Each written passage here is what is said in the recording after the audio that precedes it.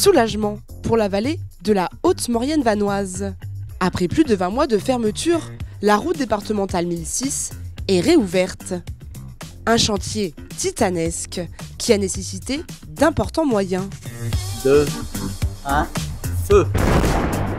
Des équipes 7 jours sur 7, c'est inédit, jusqu'à 23 cordistes sur la falaise. Alors on ne pouvait pas faire plus, on ne pouvait pas faire mieux, on a vraiment mis les moyens humains et financiers au niveau du département pour réouvrir au plus tôt. Un budget total de 14 millions d'euros répartis entre les 3 entités, SNCF Réseau, le département et la SFTRF. Un investissement indispensable pour cette route majeure qui relie Saint-Michel-de-Maurienne à Modane.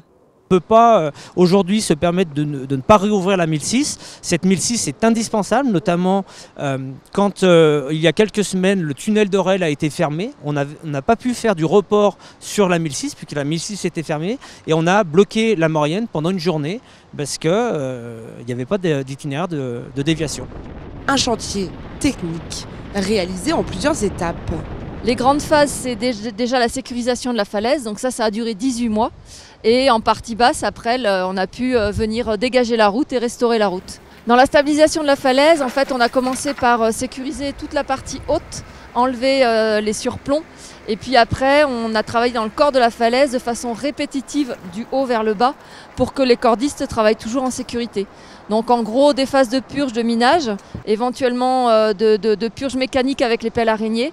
Après des phases de clouage et on vient mettre un grillage.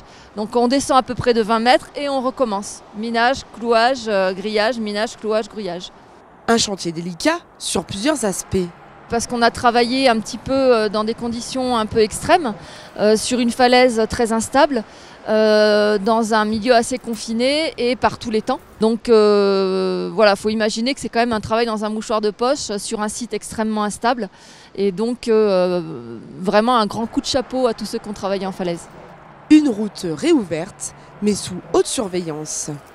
C'est une falaise qui va quand même être sous surveillance, bien sûr, puisque la montagne bouge, c'est un pôle d'équilibre. Il faut en permanence veiller à ce qu'il n'y ait pas d'incident qui arrive sur la RD 1006. Une fin de chantier attendue et appréciée par toute une vallée.